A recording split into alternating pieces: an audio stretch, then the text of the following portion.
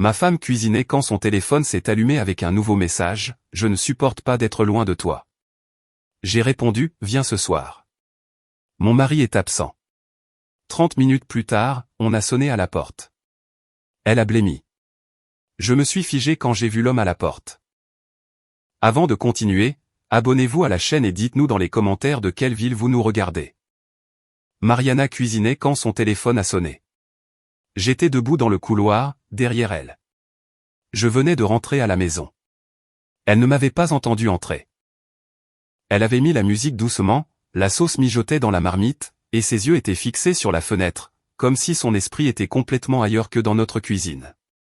Le téléphone était sur le plan de travail. L'écran s'est allumé, et je l'ai vu de là où j'étais, avec cette lumière blanche de l'écran se reflétant sur le marbre. J'ai lu les mots sans le vouloir, sans les chercher, sans me préparer à ce qu'ils allaient me faire intérieurement. Je ne supporte pas d'être loin de toi. Quelques mots. Juste quelques-uns. Mais ils ont suffi pour que le sol se dérobe sous mes pieds. Pour que l'air de cette cuisine, cet air qui sentait la sauce frémissante, la maison et tout ce que je croyais être ma vie, deviennent soudainement irrespirables. Je suis resté complètement immobile. Je ne respirais pas. Je ne clignais pas des yeux. Je n'ai absolument rien fait pendant ce qui a dû durer 10 ou 15 secondes. Bien qu'à ce moment-là, cela m'ait semblé durer une éternité. Mariana me tournait toujours le dos, remuant la marmite, fredonnant quelque chose à voix basse, complètement ignorante de ce qui venait de se passer à 2 mètres d'elle. Et j'étais là, debout dans ce couloir, le cœur brisé dans un silence si profond qu'il en faisait mal physiquement. Une douleur qui n'était pas dans ma poitrine. Pas exactement. Elle était partout en même temps. Dans mes bras, dans ma gorge, dans mes yeux qui refusaient de se détourner de cet écran allumé. Ce que j'ai fait ensuite n'était pas prévu. Je n'y ai pas réfléchi. C'est simplement arrivé, comme les choses arrivent quand quelque chose se brise en vous et décide, à l'instant même, de ne pas abandonner. Je me suis approché lentement du plan de travail, j'ai pris le téléphone avec précaution sans faire de bruit. Je l'ai déverrouillé parce que je connaissais son mot de passe. Je l'avais toujours connu. Elle-même me l'avait donné il y a des années, me disant qu'entre nous, il n'y avait pas de secret. J'ai ouvert le message, j'ai lu toute la conversation depuis le début, depuis le premier message, depuis le premier mot qui n'aurait jamais dû être écrit. Et quand j'ai fini de lire, quelque chose en moi s'est refermé pour toujours. Ça s'est fermé à clé, avec un verrou, avec un calme froid que je n'avais jamais ressenti dans mon corps auparavant. Et c'était, à ce moment-là, la seule chose qui me permettait de tenir debout. J'ai répondu au message. J'ai écrit lentement, en choisissant chaque mot avec une précision qui m'a surpris. Viens ce soir. Mon mari est en voyage. Je t'attends. J'ai envoyé le message. J'ai remis le téléphone exactement là où il était, dans la même position, sous le même angle, et je me suis éloigné sans faire de bruit, les mains froides. Et mon esprit s'est complètement illuminé, traitant tout ce que je venais de lire à une vitesse que mon corps ne pouvait pas suivre. Mariana ne s'est jamais retournée, n'a jamais su que j'étais là, n'a jamais su ce qui venait de se passer dans son dos pendant qu'elle continuait à remuer cette marmite comme si le monde était exactement le même que d'habitude. Je me suis assis sur le canapé du salon, dans la pénombre, le dos droit et les yeux fixés sur la porte d'entrée. J'ai attendu en silence, sans bouger, sans allumer de lumière, parce que je savais que cette nuit-là, à un moment donné, quelqu'un allait sonner à cette porte. Et quand cela arriverait, j'allais être là, complètement éveillé, complètement présent, et j'allais enfin voir le visage de l'homme qui détruisait tout ce que j'avais construit de mes propres mains pendant 20 ans de vie commune. Une demi-heure s'est écoulée, peut-être un peu plus. Le temps est devenu dense, étrange, comme si chaque minute pesait plus qu'elle n'aurait dû. J'ai entendu Mariana éteindre la cuisinière. J'ai entendu le bruit des couverts sur le plan de travail. J'ai entendu ses pas se déplacer dans la cuisine avec cette familiarité quotidienne qui, soudainement, m'a semblé complètement fausse, comme une pièce de théâtre qui avait duré trop longtemps, comme quelque chose qui était en vie depuis bien plus longtemps que ce que j'étais capable d'imaginer. Assis là dans cette obscurité. Et puis on a sonné à la porte, un son court, sec, tout à fait normal. J'ai entendu Mariana s'arrêter, un silence absolu pendant 2 ou 3 secondes. Et puis je l'ai entendu marcher vers l'entrée, mais j'étais déjà debout. J'avais déjà pris les devants. J'ai quitté la pièce avant qu'elle n'atteigne le couloir. Et je l'ai vue là, à mi-chemin, me regardant les yeux grands ouverts, la main levée en l'air, comme si elle s'était figée en plein mouvement. Ce n'était pas de la surprise sur son visage. C'était de la pure panique. Elle a blêmi. Blanche comme un linge, comme quelqu'un qui voit exactement ce qu'il craignait le plus de voir, au moment exact où il s'y attendait le moins, sans aucune possibilité de fuite ou d'improviser une quelconque explication. Elle m'a regardé dans les yeux. J'ai regardé dans les siens. Je n'ai rien dit, j'ai juste continué à marcher vers la porte d'un pas lent et complètement assuré. Je l'ai entendu essayer de dire quelque chose, mon nom, un mot, n'importe quoi. Mais le son est resté coincé dans sa gorge comme si les mots avaient refusé de sortir. J'ai posé ma main sur la poignée, je l'ai tournée, j'ai ouvert, et l'homme debout sur le pas de ma porte m'a coupé le souffle d'une manière qu'aucun mot ne pourrait décrire entièrement, parce qu'il n'était pas un inconnu. Il n'était pas quelqu'un que je pouvais détester à distance avec une relative facilité. Il n'était pas un visage sans histoire, sans souvenir, sans un poids émotionnel accumulé sur des décennies. C'était Gilberto, mon meilleur ami depuis mes 24 ans. L'homme qui était à mon mariage, debout à côté de moi à l'hôtel avec un sourire que j'avais interprété comme une loyauté absolue. Le parrain de mon fils aîné. Celui qui m'avait aidé à porter les meubles quand nous avions acheté cet appartement, plaisantant sur le fait que je lui devais une bière pour chaque carton. Celui qui m'appelait à chaque anniversaire sans faute. Toujours le premier, toujours avec une histoire ridicule qui me faisait rire sans le vouloir. Celui qui avait pleuré avec moi à l'hôpital la nuit où mon père est mort. Me tenant le bras dans ce couloir froid comme si sa douleur était exactement la même que la mienne. Comme s'il m'aimait vraiment, comme s'il était mon frère. Gilberto se tenait là, une bouteille de vin à la main et un sourire qui a commencé à s'effacer en temps réel dès l'instant exact où ses yeux ont croisé les miens. Le sourire est retombé lentement, d'abord aux commissures, puis dans ses yeux. Il a regardé vers Mariana, puis de nouveau vers moi, et à cet instant, nous savions tous les trois exactement ce qui se passait. Sans que personne ne prononce un seul mot, sans qu'il soit nécessaire de dire quoi que ce soit, il a lentement baissé la bouteille jusqu'à ce que son bras pende le long de son corps, et je ne parlais toujours pas parce qu'il n'y avait pas de mots pour ce moment. Il n'y avait qu'une immense et brutale vérité, lourde comme une pierre, coulant en moi sans un bruit. 20 ans d'amitié, 20 ans de confiance aveugle, de loyauté que je croyais inébranlable, d'une amitié que je considérais comme l'un des piliers les plus solides de ma vie. Tout cela détruit en quelques mots écrits sur l'écran d'un téléphone. C'est à ce moment-là que j'ai compris que ma vie telle que je la connaissais était terminée. Mais c'est aussi le moment exact où quelque chose de très profond en moi a pris une décision silencieuse et ferme, sans drame ni larmes. Je n'allais pas m'effondrer. Pas là. Pas devant eux. Pas cette nuit-là. J'allais comprendre tout ce qui s'était passé. J'allais découvrir jusqu'où allait ce mensonge. Depuis quand et avec quelle froideur ils avaient construit cette tromperie dans mon dos, et quand j'aurais tout entre mes mains, j'allais agir calmement, intelligemment, avec la même froideur que celle avec laquelle j'avais répondu à ce message une heure plus tôt. Mais pour en arriver à ce moment, je dois vous raconter comment tout a commencé, car rien de ce qui s'est passé cette nuit-là n'était un accident. Il y a eu des signes que j'ai ignorés. Il y a eu des moments que j'ai préféré ne pas voir parce que je n'étais pas prêt à y faire face. Il y avait un mensonge qui s'est construit brique par brique, lentement avec patience, en profitant de la confiance exacte que j'avais en eux deux. Et maintenant que je vois tout dans son ensemble, je comprends que la trahison n'a pas commencé cette nuit-là devant cette porte ouverte. Elle a commencé bien plus tôt et moi, sans le savoir, je la regardais en face tout ce temps. Pour comprendre ce qui s'est passé cette nuit-là devant cette porte, je dois vous ramener dans le temps, aux jours ordinaires, aux matins de café et de précipitation, aux soirées de télévision et de silence confortable. J'ai besoin que vous voyiez à quoi ressemblait ma vie avant que tout ne se brise, car ce n'est qu'ainsi que vous en comprendrez l'ampleur réelle. Je m'appelle Yvan. J'ai 44 ans. Je travaille comme représentant commercial pour une entreprise de distribution de matériaux de construction. Un travail qui a l'air plus ennuyeux qu'il ne l'est, mais qui m'a offert une vie stable, ma propre maison, 2 enfants que j'aime de tout mon être, et la capacité de dormir chaque nuit sans rien devoir à personne. Je ne suis pas un homme de grand luxe ou de grand drame.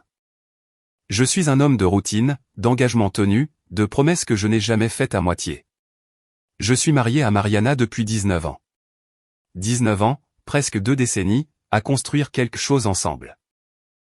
Nous nous sommes rencontrés quand nous avions tous les deux 25 ans, lors d'une réunion de travail où j'étais allé à contre-cœur et dont je suis ressorti en pensant à elle pendant 3 jours d'affilée. Elle était intelligente, directe, avec une façon de rire qui remplissait n'importe quelle pièce. Je suis tombé amoureux rapidement et sans aucune défense, comme presque toutes les choses importantes qui m'arrivent dans la vie. Nous nous sommes mariés 2 ans plus tard, avons acheté l'appartement 5 ans après ça, et avons eu nos 2 enfants, Julien d'abord, puis Daniela, avec 4 ans d'écart entre eux. Julien a 16 ans maintenant. Daniela en a 12. Ils étaient tous les deux chez ma belle-mère cette nuit-là. Dieu merci. Je ne veux même pas imaginer ce qui se serait passé s'ils avaient été là pour voir ce que j'ai vu quand j'ai ouvert cette porte. La vie que nous avions n'était pas parfaite. Aucune ne l'est. Nous avions des disputes comme n'importe quel couple. Des moments de distance, des semaines où le travail m'absorbait trop, et je rentrais tard, fatigué et avec peu d'énergie pour une conversation nécessitant plus de 10 mots. Mariana s'en plaignait parfois. Elle me disait que j'étais toujours ailleurs, que même si j'étais physiquement présent, ma tête était encore au travail. Et je lui donnais raison. Je promettais de faire mieux, et pendant quelques jours, j'essayais vraiment. Puis la routine engloutissait à nouveau tout. Je voyageais souvent pour le travail, pas toutes les semaines, mais 2 ou 3 fois par mois. De courts voyages de 2 ou 3 jours dans des villes voisines où j'avais des clients ou des réunions qui ne pouvaient pas être résolues par appel vidéo. Cela me pesait. Cela me pesait d'être loin de chez moi, de dormir dans des hôtels qui ont tous la même odeur, de manger seul dans des restaurants de bord de route. Mais ça faisait partie du travail, et le travail était ce qui soutenait tout le reste. Ce qui ne m'a jamais traversé l'esprit, pas une seule fois pendant toutes ces années, c'est que ces voyages pouvaient être utilisés comme une opportunité par quelqu'un d'autre, par 2 personnes. En fait, Gilberto est entré dans ma vie quand nous avions tous les deux 24 ans, 1 an avant que je ne rencontre Mariana. Un ami commun nous a présenté lors d'une après-midi de football, et dès cet après-midi-là, nous avons connecté avec cette étrange facilité des amitiés destinées à durer. Nous étions semblables à bien des égards. Tous les deux travailleurs. Tous les deux peu enclins aux grands discours émotionnels. Tous les deux avec ce sens de l'humour sec qui fait rire certains et met les autres mal à l'aise. Nous sommes devenus inséparables en l'espace de quelques mois. Quand j'ai rencontré Mariana, Gilberto a été la première personne à qui je l'ai présentée. Et je me souviens exactement de ce qu'il m'a dit quand il l'a rencontrée. Il a mis une main sur mon épaule et a dit avec ce sourire qui était le sien, « C'est la bonne, Yvan. Ne la laisse pas partir. » Et j'ai ri parce que je pensais que c'était exactement ce qu'un bon ami dit à ce moment-là. Aujourd'hui, ces mots ont une saveur complètement différente. Gilberto ne s'est jamais marié. Il a eu des relations, certaines longues, mais aucune ne l'a mené à l'hôtel. Il disait que ce n'était pas pour lui. Qu'il était trop indépendant. Qu'il aimait sa vie telle qu'elle était. Nous l'acceptions sans le juger. C'était l'ami célibataire. Celui qui venait dîner un dimanche soir sans avoir besoin de prévenir des semaines à l'avance. Celui qui jouait avec mes enfants par terre comme s'il avait leur âge. Celui que Mariana traitait comme s'il faisait partie de la famille. Comme s'il était de la famille. Combien de fois j'ai utilisé cette expression sans comprendre ce qu'elle signifiait réellement. Il venait à la maison avec une fréquence qui, avec le recul, me paraît aujourd'hui frappante. Avant, cela semblait normal, voire réconfortant. C'était Gilberto. C'était mon meilleur ami. C'était quelqu'un de confiance totale. Mais maintenant je me souviens qu'il y avait des semaines où il apparaissait 3 ou 4 fois, toujours avec une excuse raisonnable, qu'il passait dans le quartier, qu'il avait quelque chose pour Julien, qu'il voulait rendre un livre que je lui avais prêté.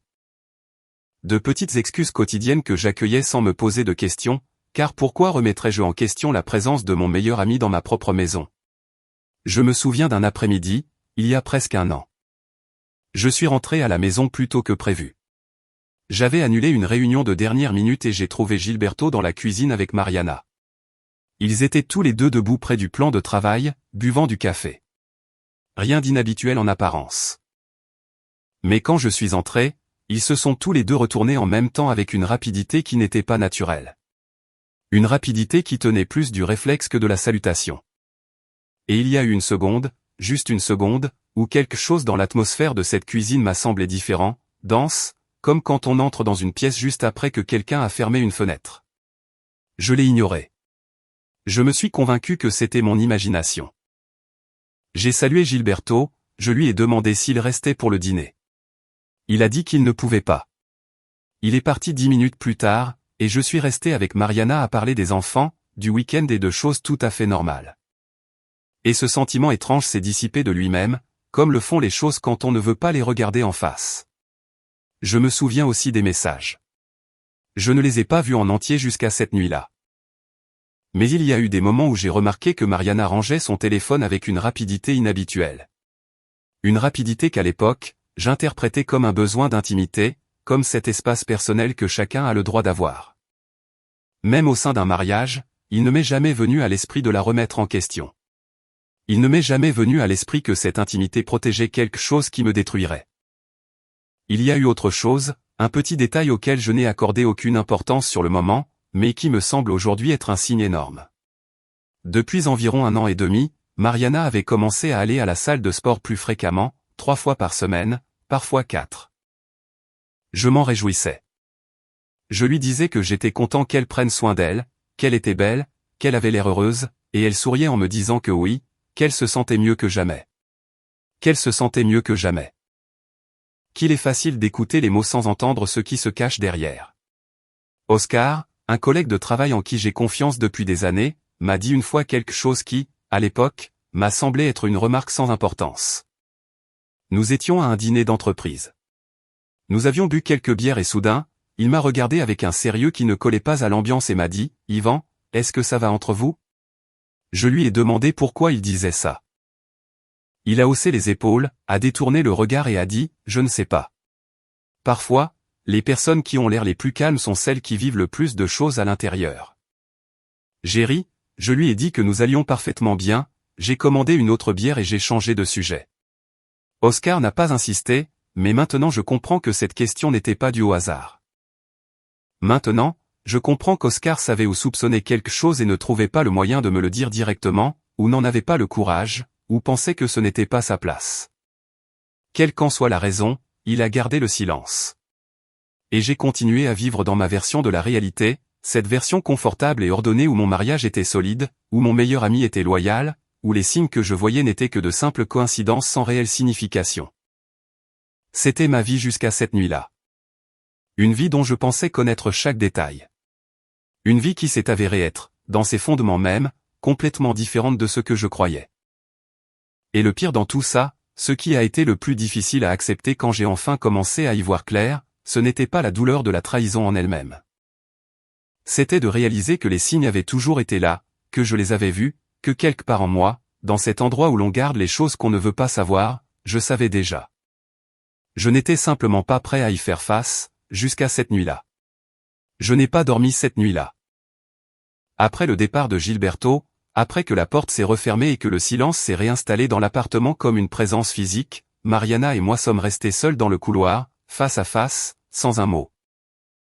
Avec toute cette vérité flottant entre nous comme quelque chose qu'aucun de nous ne savait encore comment toucher. Elle a essayé de parler la première. Elle a ouvert la bouche, a fermé les yeux pendant une seconde, puis a prononcé mon nom d'une voix si basse que je l'ai à peine entendu. Yvan. Juste ça. Juste mon nom. Comme si le dire suffisait à commencer à défaire quelque chose qui était déjà irréversible. Comme si mon nom dans sa bouche pouvait changer ce que j'avais lu sur cet écran, ce que j'avais vu sur le visage de Gilberto. Ce que j'avais ressenti quand il s'était regardé sur ce pas de porte avec cette fraction de seconde de complicité qu'il n'avait pas pu cacher à temps. Je l'ai regardé et j'ai dit une chose, pas ce soir. Je me suis retourné. Je suis allé dans la chambre des enfants, qui était vide parce que Julien et Daniela étaient encore chez leur grand-mère. Je me suis assis sur le lit de Julien dans le noir, le dos contre le mur et les genoux pliés, et je suis resté là pendant des heures. J'ai entendu Mariana se déplacer dans le couloir. Je l'ai entendue s'arrêter devant la porte fermée. J'ai entendu sa respiration de l'autre côté. Ou peut-être que je l'ai imaginé. Je ne sais pas avec certitude. Et puis j'ai entendu ses pas s'éloigner vers notre chambre. Vers la chambre qui avait été la nôtre pendant 14 ans dans cet appartement. Elle a dormi la seule cette nuit-là. Je n'ai dormi nulle part. Je suis resté éveillé jusqu'à ce que le ciel commence à s'éclaircir par la fenêtre. À penser, sans pleurer, sans crier dans ma tête, sans imaginer de scène ni construire de conversation, juste à penser avec une clarté étrange et douloureuse que je n'avais jamais ressentie auparavant. Comme si le coup avait été si grand que mon cerveau avait décidé de sauter les émotions pour le moment et de se concentrer uniquement sur les faits. Et les faits étaient les suivants. Ma femme avait une relation avec un autre homme. Cet homme était Gilberto, mon meilleur ami depuis 20 ans. La conversation que j'avais lue sur le téléphone n'était pas récente. Les messages dataient de plusieurs mois, peut-être plus. Il y avait un niveau d'intimité dans ces mots, une familiarité, une histoire construite lentement qui n'aurait pas pu se former en quelques semaines. Ce que j'avais lu cette nuit-là était le résultat d'une longue période, de beaucoup de mensonges accumulés, de nombreuses nuits où je dormais dans un hôtel de bord de route pendant qu'ils profitaient tous les deux de mon absence. C'est la première chose que j'ai comprise cette nuit-là. La deuxième était que je ne pouvais pas agir de manière impulsive. Je ne pouvais pas me lever de ce lit, aller dans la chambre, secouer Mariana et exiger des réponses à 3 heures du matin. Non seulement parce que je n'étais pas émotionnellement prêt à entendre ce qu'elle allait dire, mais parce que j'avais besoin de tout savoir exactement avant de faire le moindre mouvement. J'avais besoin d'avoir une vue d'ensemble. J'avais besoin de comprendre l'ampleur réelle de ce qui s'était passé avant de décider quoi en faire. C'est ce qui m'a sauvé cette nuit-là. Cette décision de ne pas agir tout de suite. Le lendemain matin, je me suis levé avant que Mariana ne se réveille. Je me suis douché, habillé, j'ai fait du café, et quand elle est apparue dans la cuisine avec cette expression de quelqu'un qui a peu dormi et pleuré en silence, je l'ai regardée calmement et je lui ai dit que nous avions besoin de parler, mais pas ce jour-là, que j'avais besoin de temps. Que quand je serais prêt, nous nous assiérions et nous dirions tout ce qui devait être dit, sans crier et sans mensonge. Elle a hoché la tête. Ses yeux étaient gonflés, ses mains jointes sur le plan de travail comme si elle avait besoin de s'accrocher à quelque chose. Je n'ai pas eu pitié d'elle. Ou peut-être que j'ai eu pitié d'elle et que j'ai simplement décidé de ne pas m'autoriser à le ressentir pour le moment. J'ai quitté la maison et je suis allé me promener. J'ai marché pendant presque 2 heures dans les rues du quartier, les mains dans les poches et la tête travaillant sans arrêt. Et pendant que je marchais, j'ai commencé à me souvenir de choses, de détails qui, à l'époque, semblaient insignifiants. Et qui maintenant, vus sous ce nouvel angle, prenaient un sens complètement différent. Je me souviens d'une soirée il y a environ 2 ans. Nous étions sortis dîner tous les trois, Mariana, Gilberto et moi, dans un restaurant que nous aimons en centre-ville. Un dîner normal, le genre que nous faisions assez souvent. Mais à un moment de la soirée, pendant que j'étais aux toilettes, quand je suis revenu à table, ils étaient tous les deux silencieux avec un naturel qui me semble aujourd'hui répété. Ils ne parlaient pas. Ils ne regardaient pas leur téléphone. Ils étaient simplement assis en silence, face à face, un verre à la main. Et quand je me suis assis, ils ont tous les deux repris la conversation en même temps, s'interrompant presque, comme s'ils avaient attendu mon retour pour avoir à nouveau un sujet de conversation. Sur le moment, j'ai pensé qu'ils étaient fatigués. Maintenant, je sais qu'ils étaient mal à l'aise. Je me suis aussi souvenu de quelque chose que Natalia, la sœur de Mariana, m'avait dit lors d'une conversation il y a peut-être 1 an et demi. Natalia et moi nous sommes toujours bien entendus, avec cette cordialité sincère qui se construit parfois entre beaux-parents quand il y a un respect mutuel. Un jour, alors que je venais chercher les enfants chez elle et que j'attendais à la porte, elle a dit quelque chose qui, à l'époque, m'a semblé être un commentaire sans importance. Elle a dit, « Yvan, tu es heureux. Mariana et toi, vous allez bien ? » Vraiment, ai-je dit.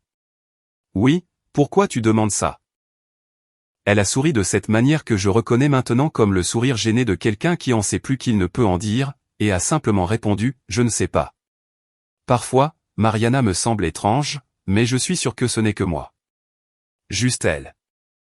Bien sûr, Natalia savait ou soupçonnait quelque chose et ne me l'a pas dit directement non plus.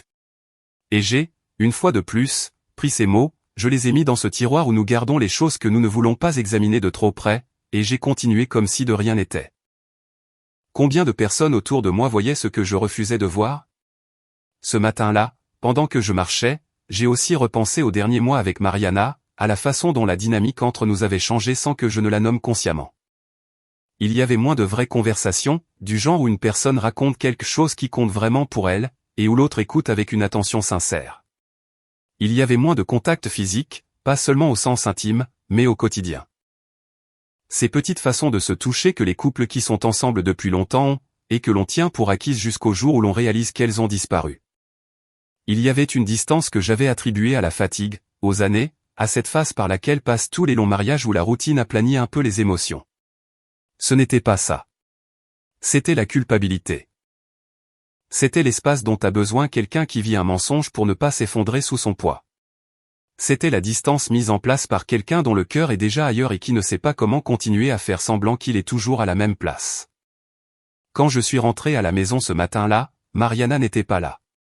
Elle m'avait laissé un message sur mon téléphone disant qu'elle était sortie faire des courses et que les enfants rentreraient de chez leur grand-mère à 18h. Un message tout à fait normal, comme si la nuit précédente n'avait pas eu lieu. Comme si le fait d'ouvrir cette porte et de trouver Gilberto là n'avait pas été le début de la fin de tout. Je me suis assis sur le canapé et j'ai ouvert mon téléphone.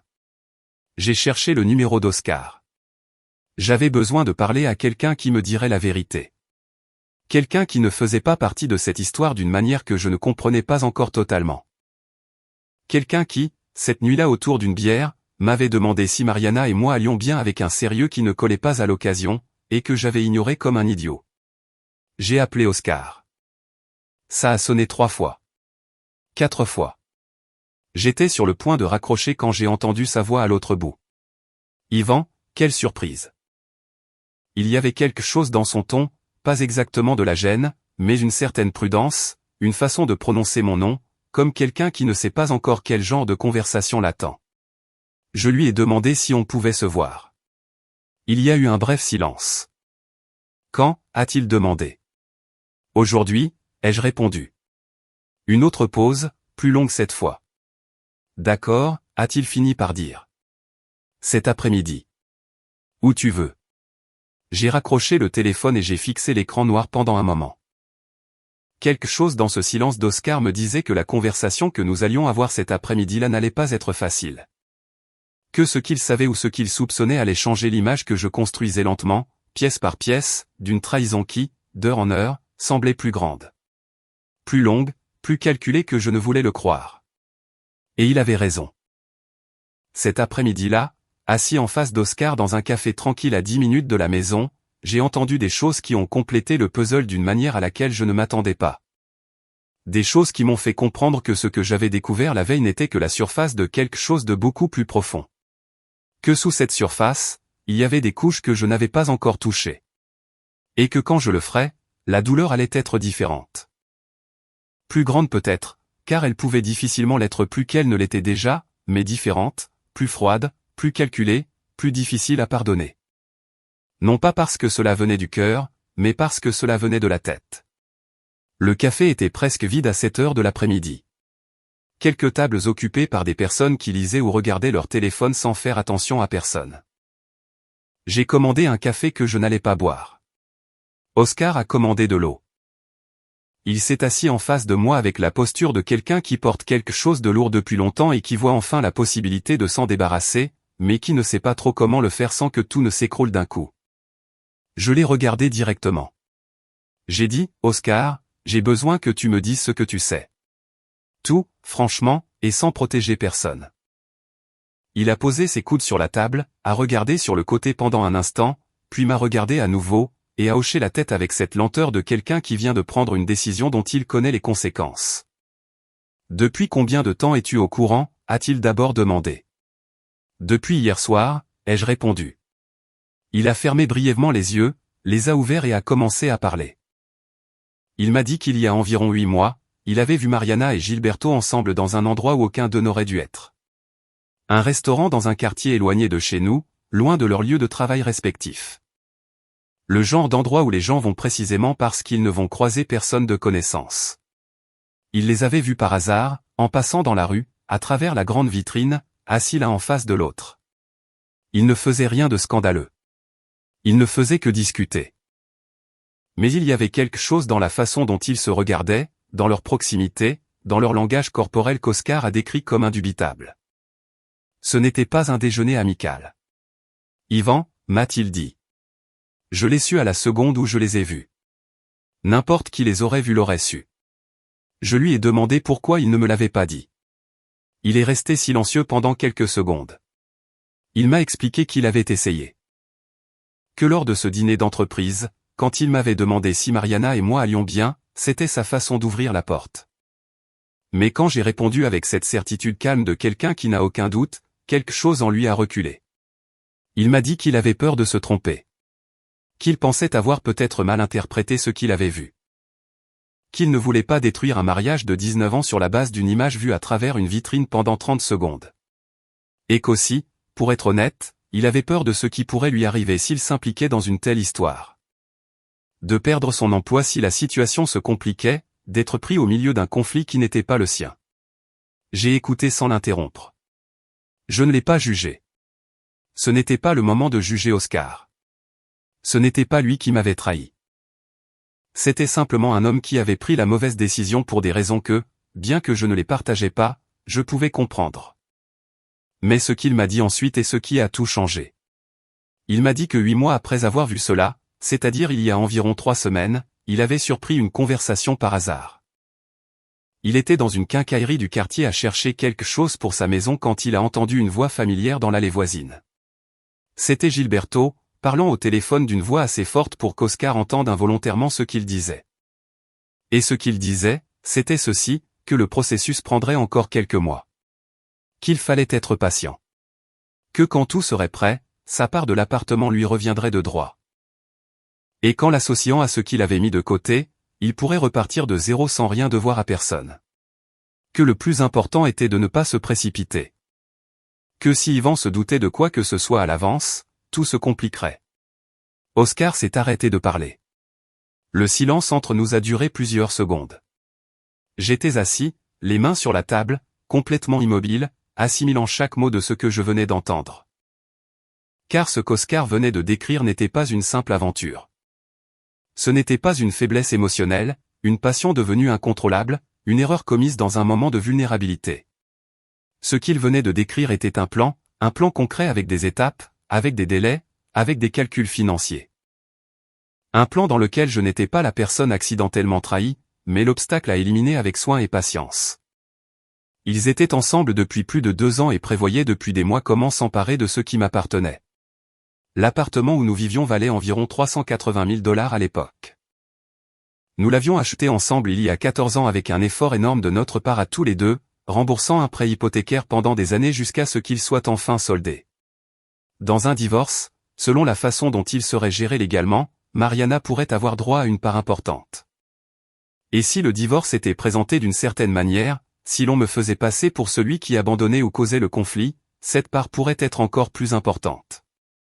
Ce n'était pas seulement une trahison émotionnelle. C'était une trahison financière, calculée, planifiée sur la durée. J'ai ressenti quelque chose qui n'était pas exactement de la rage. C'était quelque chose de plus froid que la rage. Quelque chose qui s'installe dans votre estomac et qui ne brûle pas, mais qui glace. Le sentiment d'avoir été considéré non pas comme un mari, non pas comme une personne, mais comme une ressource, comme un obstacle avec une date de péremption. J'ai demandé à Oscar s'il était tout à fait sûr de ce qu'il avait entendu. Il m'a regardé dans les yeux et m'a répondu, totalement. Je lui ai demandé s'il serait prêt à le répéter si nécessaire. Il a hésité, mais a hoché la tête. Je l'ai remercié. J'ai laissé l'argent du café sur la table, je me suis levé et je suis sorti dans la rue. J'ai marché un moment sans but. Avec ces nouvelles informations s'installant lentement dans chaque recoin de mon esprit, j'avais besoin de tout mettre en ordre. J'avais besoin de penser clairement parce que ce qui allait suivre ne pouvait pas être fait avec le cœur. Cela devait être fait avec la tête, avec stratégie, avec la même froideur que celle qu'ils avaient utilisée pour construire ce plan dans mon dos. Cette nuit-là, quand je suis rentré, Mariana était avec les enfants. Julien était dans sa chambre avec ses écouteurs, comme d'habitude. Daniela m'a serré dans ses bras à la porte et m'a demandé si quelque chose n'allait pas, car j'avais un regard étrange. Je lui ai dit que j'étais fatigué par le travail, que ce n'était rien. Elle m'a souri de ce sourire de 12 ans qui a encore quelque chose d'enfantin, et quelque chose de la personne qui commence à voir le monde pour de vrai, et m'a dit de me reposer. J'ai prolongé cette étreinte quelques secondes de plus que d'habitude. Mariana m'observait depuis le couloir. Je lui ai rendu son regard sans rien dire. Cette nuit-là, après que les enfants se soient endormis, je me suis enfermé dans le bureau, j'ai ouvert l'ordinateur et j'ai commencé à chercher des informations. D'abord sur les procédures de divorce, sur les droits de propriété en cas de séparation, sur la façon dont les biens sont répartis dans un mariage quand il y a des enfants mineurs impliqués. J'ai lu pendant des heures, j'ai pris des notes, construisant peu à peu une carte mentale de tout ce que je devais savoir avant de faire le moindre pas. Et puis j'ai fait quelque chose que je n'avais pas encore prévu de faire. J'ai ouvert mon téléphone et j'ai cherché le numéro d'un avocat. Pas n'importe quel avocat, un avocat spécialisé en droit de la famille qu'une connaissance m'avait recommandé il y a des années, lors d'une conversation qui, à l'époque, semblait n'avoir aucun lien avec ma vie. Je l'avais enregistré dans mes contacts presque par réflexe, sans penser que j'en aurais besoin un jour. Je lui ai écrit un message. Je lui ai dit que j'avais besoin d'une consultation urgente, qu'il s'agissait d'une affaire de divorce et de protection du patrimoine, que je pouvais payer ce qu'il fallait, que j'avais besoin d'une discrétion absolue. Il m'a répondu en moins de 20 minutes. Il m'a donné un rendez-vous pour 2 jours plus tard. J'ai rangé mon téléphone, j'ai fermé l'ordinateur, et je suis resté assis dans l'obscurité du bureau pendant un long moment, en pensant à Julian, en pensant à Daniela, en pensant à ce qui allait se passer signifiait pour eux. Peu importe comment j'allais gérer tout cela. Car au bout du compte, peu importe l'intelligence avec laquelle j'agissais, peu importe à quel point je protégeais ce qui m'appartenait, ce que je ne pouvais pas protéger complètement, c'étaient mes enfants de la douleur de voir leur famille se déchirer. Et cela, plus que tout le reste, était ce qui me pesait le plus à ce moment-là. Mais j'ai aussi pensé à autre chose. J'ai pensé que l'alternative était de ne rien faire. De laisser le plan de Mariana et Gilberto suivre son cours. De les laisser prendre ce qui était à moi, pas seulement en termes matériels, mais en termes de dignité, d'histoire, des années que j'avais investies dans cette vie avec une conviction sincère. Et cette alternative n'existait pas. Ce n'était tout simplement pas une option. Ils m'avaient traité comme si j'étais invisible, comme si ma présence dans cette histoire n'était qu'un problème logistique à résoudre. Et ils étaient sur le point de découvrir qu'ils s'étaient complètement trompés. Les 2 jours suivants ont été les plus étranges de ma vie. Non pas parce qu'il y a eu des cris, des confrontations ou des scènes dramatiques, mais pour la raison exactement opposée. Parce que Mariana et moi avons continué à vivre dans le même appartement, à prendre le petit déjeuner dans la même cuisine, à nous croiser dans le même couloir, comme si de rien n'était. Comme si cette nuit n'avait pas eu lieu, comme si je ne savais pas ce que je savais. Et elle ne savait pas que je le savais. C'était une comédie des 2 côtés. Et nous le savions tous les 2. Mariana se déplaçait dans la maison avec une prudence nouvelle, mesurant chaque mot, chaque geste, chaque regard. Elle me parlait avec une gentillesse excessive, le genre qui n'est pas naturel mais calculé. La gentillesse de quelqu'un qui essaie de ne pas réveiller l'animal qu'il sait avoir en face de lui. Elle me demandait si je voulais plus de café, si j'avais bien dormi, si j'avais besoin de quelque chose. De petites questions inoffensives qui, à un autre moment de ma vie, auraient simplement fait partie du tissu quotidien du mariage, et qui me semblaient maintenant n'être que ce qu'elles étaient, des tentatives désespérées de maintenir une normalité qui n'existait plus. Je répondais par des monosyllabes, non par cruauté, mais parce que je n'avais pas l'énergie pour plus, et parce que chaque mot supplémentaire que je prononçais à ce moment-là était un mot qui pouvait l'alerter, qui pouvait lui faire comprendre que je déplaçais des pions en silence. Et je ne pouvais pas me le permettre. Les enfants remarquent des choses. Les enfants remarquent toujours des choses, même s'ils ne savent pas exactement ce qu'ils remarquent. Julian m'a demandé un après-midi si je m'étais disputé avec sa mère. Je lui ai dit que non, que c'était des trucs du travail, que j'étais stressé. Il m'a regardé avec ce regard de 16 ans qui a déjà trop d'intuition pour être complètement naïf, et il a hoché la tête sans rien ajouter. Daniela s'est simplement accrochée davantage à moi ces jours-là, apparaissant dans le bureau où je passais mes nuits à lire des documents, posant sa tête sur mon épaule et regardant l'écran sans rien y comprendre. Je la laissais rester. J'avais autant besoin qu'elle soit près de moi qu'elle avait besoin de moi.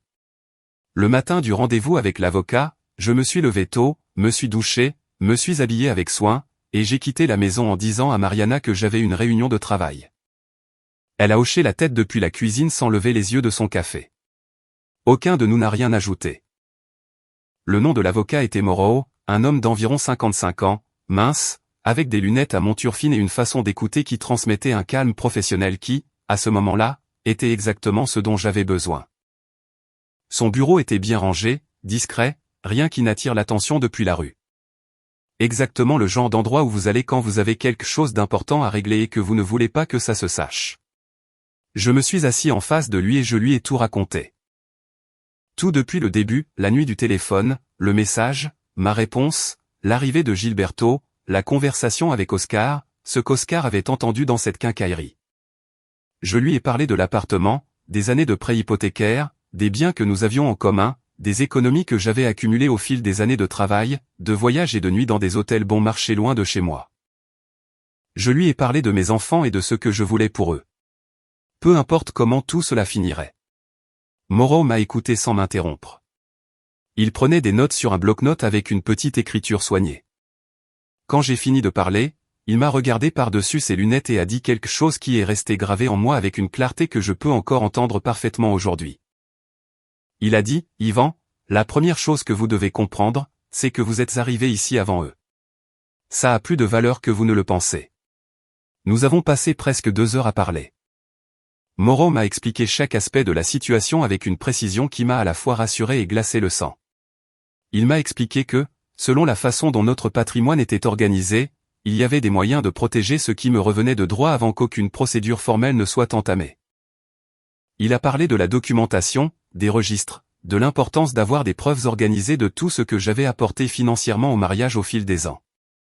Il a expliqué que le témoignage d'Oscar pourrait être pertinent dans certains contextes, mais que la preuve la plus solide était toujours le papier, relevé bancaire, relevé de paiement, acte de propriété, tout ce qui prouvait de manière objective et irréfutable ce qui m'appartenait. Il m'a aussi dit quelque chose concernant les enfants que j'avais besoin d'entendre. Il m'a dit que dans la plupart des cas, lorsqu'il y a des enfants mineurs et un parent qui peut démontrer une présence active et une stabilité économique, la loi tend à protéger cette figure. Que ce que je devais faire avant tout, c'était de ne commettre aucune erreur qui pourrait être retenue contre moi. Pas de confrontation violente, pas de décision impulsive, pas de réaction à chaud, juste de la documentation, de la stratégie et de la patience. Patience.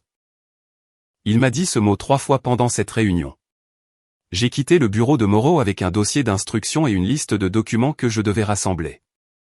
J'ai marché jusqu'à la voiture, je me suis assis à l'intérieur et je suis resté immobile pendant plusieurs minutes, les mains sur le volant et les yeux fixés sur la rue. Je ne sais pas exactement ce que j'ai ressenti à ce moment-là. C'était un mélange de choses qui n'avaient pas de nom précis, mais qui, ensemble, formaient quelque chose comme de la détermination. La certitude que je savais ce que je devais faire et que j'allais le faire bien. Cet après-midi-là, pendant que Mariana emmenait Daniela à ses cours de musique, j'en ai profité pour me déplacer calmement dans l'appartement. J'ai ouvert le tiroir où nous gardions les documents importants. J'ai sorti les actes de propriété de l'appartement, les contrats d'assurance, les relevés bancaires des dernières années que nous conservions sur papier, le document du prêt hypothécaire soldé, tout ce que Moreau avait demandé. J'ai tout photographié avec mon téléphone, je l'ai sauvegardé dans un dossier crypté sur le cloud, et j'ai remis chaque document exactement à sa place. J'ai aussi vérifié mes comptes. J'avais mes propres économies, séparées d'un compte joint, que j'avais accumulé pendant des années avec une discipline dont je ne parlais jamais beaucoup, car c'était juste ma façon de fonctionner. Ce n'était pas une somme extraordinaire, mais c'était suffisant pour bouger librement pendant la durée de ce qui allait arriver. Suffisant pour payer Moreau, subvenir aux besoins de mes enfants, et ne dépendre de rien ni de personne pendant que tout se réglerait. La chose suivante que j'ai faite a été plus difficile que prévu. J'ai ouvert mon téléphone et j'ai cherché le numéro de Gilberto. Pas pour l'appeler, pas encore, mais pour relire les messages que nous avions échangés ces derniers mois. Des conversations qui, à l'époque, semblaient complètement normales, et qui, lues maintenant sous cette nouvelle perspective, me montraient quelque chose de différent. Gilberto m'avait écrit le mois précédent pour me demander comment j'allais, pour me raconter un truc amusant qui lui était arrivé au travail, et pour me proposer qu'on se voie pour boire un verre dans la semaine. Des messages normaux, amicaux, exactement le genre de message qu'enverrait un ami qui n'a rien à cacher. J'ai lu ces messages et j'ai ressenti quelque chose qui n'était pas tout à fait de la colère. C'était quelque chose de plus spécifique. C'était le sentiment d'avoir été sous-estimé, le fait que Gilberto, tout en planifiant comment s'emparer de ma vie, continuait à m'envoyer des messages amicaux comme si j'étais tellement aveugle que je ne découvrirais jamais rien. Comme si j'étais un homme facile à tromper indéfiniment. Comme si ma confiance en lui était une faiblesse qu'il pouvait continuer à exploiter sans aucune conséquence. Ça m'a blessé d'une autre manière que la douleur de la trahison elle-même. Ça a blessé ma fierté. Cette partie de soi qui n'a rien à voir avec l'amour, mais avec le respect, avec l'image qu'on a de soi et que les autres, par leurs actions, essaie de diminuer à notre insu. J'ai fermé les messages, j'ai rangé le téléphone, et à ce moment-là, j'ai pris une décision qui ne figurait sur aucune des listes d'instructions de Morrow, qui ne faisait partie d'aucune stratégie juridique, mais que je ressentais comme absolument nécessaire pour pouvoir avancer avec tout le reste.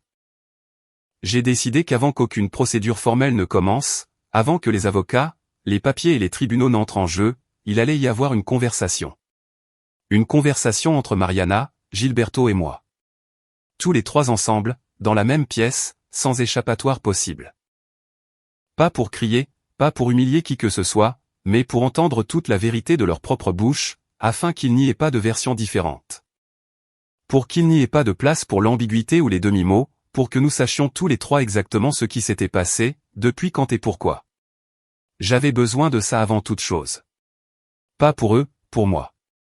Parce qu'il y a des choses que vous avez besoin d'entendre. Même si elles font mal, même si elles confirment le pire, même si elles ne changent absolument rien à ce qui va se passer ensuite, vous avez besoin de les entendre parce que sans elles, vous ne pouvez vraiment rien clôturer. Vous ne pouvez pas passer à autre chose avec l'esprit totalement clair.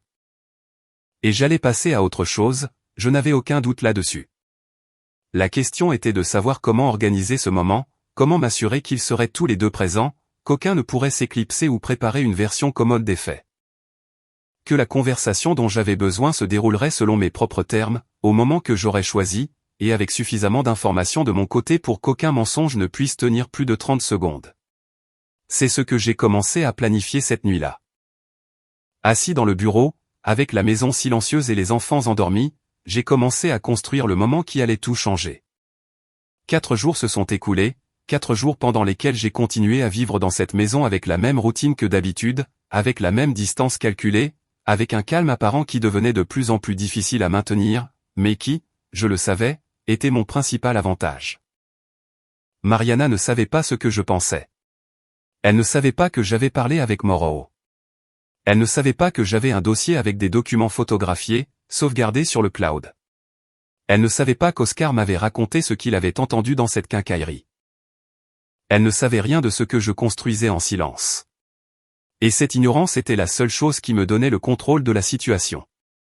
Le 3e jour, Gilberto m'a envoyé un message court, léger, exactement comme tous ceux qu'il m'avait envoyés au cours des 2 dernières années tout en me trahissant dans mon dos. Il disait que ça faisait un moment qu'on ne s'était pas vu, me demandait comment j'allais et si j'avais envie d'aller boire un verre dans la semaine. Je l'ai lu 3 fois. Chaque fois que je le lisais, je ressentais ce même mélange d'incrédulité et de froideur qui était devenu mon état émotionnel permanent depuis cette nuit devant la porte ouverte. Je n'ai pas répondu immédiatement. J'ai attendu plusieurs heures et puis j'ai répondu, bien sûr, jeudi après-midi. Viens à la maison. On sera plus à l'aise. Il a envoyé un emoji, un simple emoji pouce en l'air, ne se doutant de rien, n'imaginant pas ce qu'il attendait. L'après-midi même, j'ai appelé Mariana depuis mon travail. Je lui ai dit que j'allais rentrer tôt jeudi, que j'avais mon après-midi de libre, que je voulais que nous soyons là tous les deux, et de dire à sa mère de garder les enfants jusqu'au soir. Il y a eu un bref silence à l'autre bout du fil. Puis, elle a demandé si tout allait bien. J'ai dit oui, que je voulais juste qu'on discute, qu'il était temps de le faire. Un autre silence, plus long cette fois. D'accord, a-t-elle dit. J'ai fini par raccrocher et j'ai regardé le téléphone pendant un moment. Aucun d'eux ne savait que l'autre serait aussi présent. C'était exactement ce que je voulais. J'ai utilisé les 2 jours suivants pour me préparer. Pas dans le sens dramatique du terme. Je ne répétais pas de discours et je ne construisais pas d'arguments. Je me suis préparé de manière plus concrète et plus froide. J'ai organisé toute la documentation que Morrow avait demandée et je la lui ai envoyée par email. Je lui ai parlé au téléphone une 2e fois pour confirmer les étapes qui suivraient la conversation de jeudi. Je me suis assuré que j'étais au clair sur mes droits, que je comprenais exactement ce que je pouvais et ne pouvais pas dire lors de cette conversation sans compromettre la procédure légale qui viendrait ensuite. Morrow a répété son conseil principal. Ne perdez pas le contrôle, Yvan. Ce que vous dites dans cette conversation peut être utilisé de différentes manières. Écoutez plus que vous ne parlez. Laissez-les combler le silence. Je l'ai noté. Je l'ai littéralement noté sur un bout de papier. La nuit de mercredi, je n'ai presque pas dormi. Non pas à cause du stress, ou du moins pas seulement à cause de ça, mais parce que ma tête n'arrêtait pas d'envisager des scénarios. J'imaginais le visage de Gilberto quand il passerait cette porte et qu'il me verrait là. J'imaginais le visage de Mariana quand elle réaliserait qu'ils étaient tous les deux dans la même pièce. J'imaginais le moment exact où l'air serait coupé et où nous saurions tous les trois qu'il n'y avait pas de retour en arrière, que ce qui allait se passer changerait tout pour toujours. C'était une anticipation de vengeance. Je sentais que c'était quelque chose qui ressemblait davantage à un besoin de vérité. Pendant tous ces jours, ce qui m'avait le plus pesé n'était pas la rage, la douleur ou la fierté blessée. C'était l'incertitude, ne pas savoir exactement depuis quand, ne pas savoir comment ça avait commencé. Ne pas savoir s'il y avait eu un moment précis où Mariana avait pris la décision de franchir cette limite ou si c'était quelque chose qui s'était accumulé lentement sans qu'aucun d'eux ne le nomme avant qu'il ne soit trop tard pour faire marche arrière. Ne pas savoir si ce que nous avions eu avait un jour été réel ou si elle jouait la comédie depuis si longtemps que même elle ne le savait plus. Ces questions ne pouvaient trouver de réponse dans aucun document.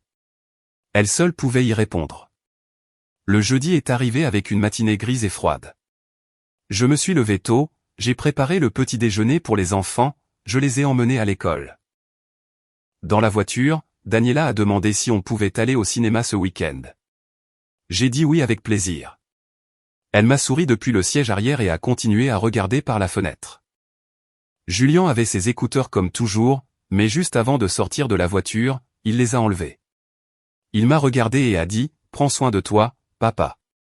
Sans plus de contexte, sans explication, juste ça.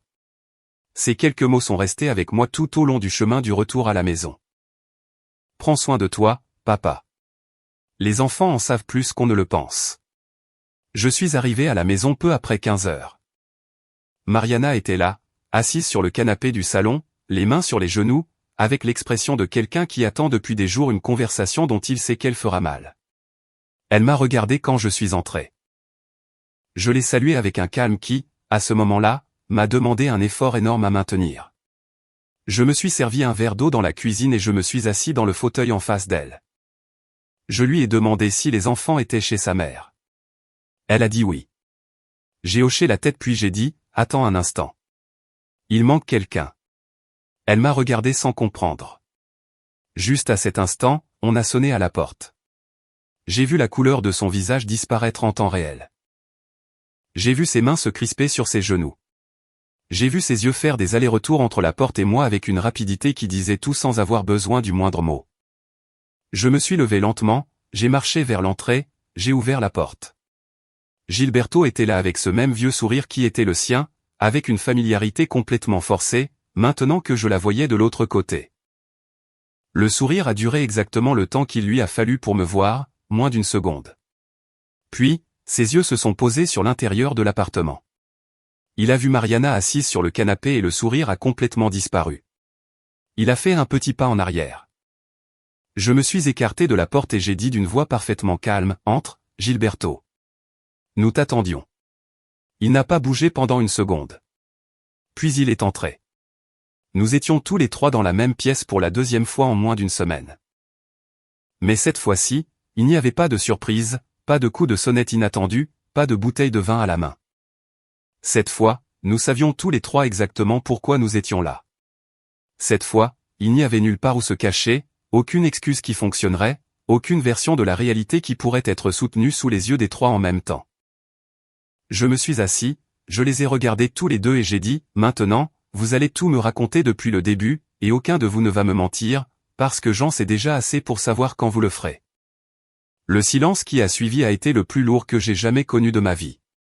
Gilberto regardait le sol. Mariana a fermé les yeux et j'ai attendu, le dos droit, les mains immobiles et ce calme froid qui était devenu mon seul bouclier pendant tous ces jours. J'ai attendu parce que Moreau avait raison. Parce que le silence était mon outil le plus puissant à ce moment-là. Parce que chaque seconde qui passait sans que je ne dise rien était une seconde pendant laquelle ils devaient porter seuls le poids de ce qu'ils avaient fait. Et ce poids, de toute évidence, était énorme. Mariana a été la première à parler. Elle l'a fait lentement, d'une voix qui n'était pas tout à fait la sienne. Une voix plus petite, plus plate, comme si les mots étaient trop lourds pour sortir sur son ton normal. Elle a commencé en prononçant mon nom, Yvan, comme toujours, comme si le dire était une sorte d'introduction nécessaire avant de dire quelque chose de difficile. Et puis elle a dit, je ne sais pas par où commencer. Je ne l'ai pas aidée.